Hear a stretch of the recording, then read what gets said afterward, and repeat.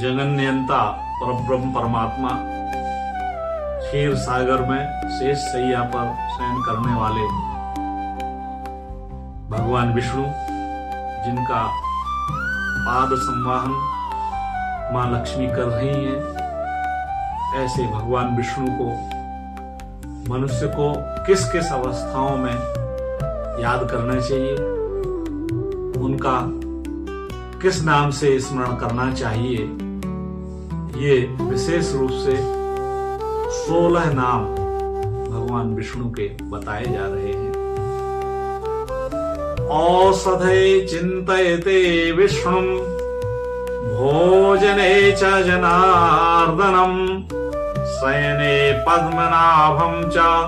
विवाहे च प्रजापतिम् युद्धे चक्रधरं देवं प्रवासे च त्रिविक्रमं नारायणं तनुत्यागे श्रीधरं प्रियसंगमे दुःस्वप्ने स्मर गोविन्दं संकटे मधुसूदनं कानने नारसिंहं च पावके जलसायिनं जलमध्ये वराहं च पर्वते रघुनन्दनं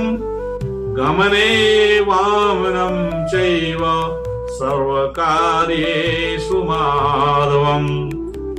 एतानि षोडश नामानि प्रातरुत्थाय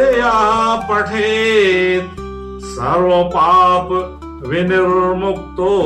विष्णुलोके महीयते। अर्थात औषधि का सेवन करते समय भगवान विष्णु का नाम लेना चाहिए और भोजन करते समय भगवान का जनार्दन के नाम से स्मरण करना चाहिए। शयन करते समय पद्मनाभ के नाम का स्मरण करना चाहिए और विवाह के समय प्रजापति के नाम का स्मरण हमें करना चाहिए। युद्ध के समय भगवान के चक्रधर नाम का स्मरण करते रहना चाहिए और यात्रा के समय त्रिविक्रम भगवान का स्मरण करना चाहिए। शरीर त्यागते समय भगवान के नारायण स्वरूप का, नारायण नाम का स्मरण करना चाहिए और पत्नी के साथ में भगवान श्रीधर का नाम लेना चाहिए। नींद में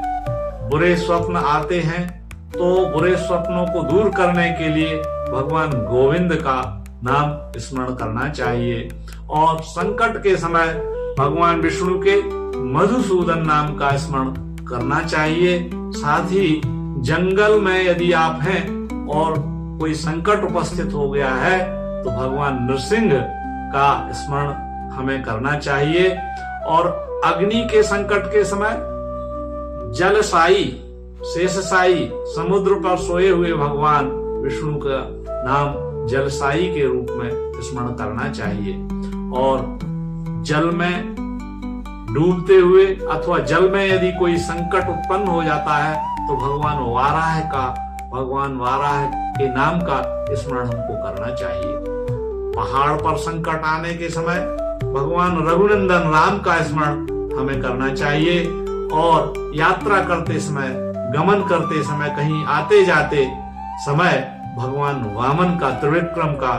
हम लोगों को स्मरण करना चाहिए और अन्य सभी कार्य करते समय हम सबको भगवान माधव का, गोविंद का, माधव का स्मरण करते रहना चाहिए। इन 16 नामों का स्मरण करने से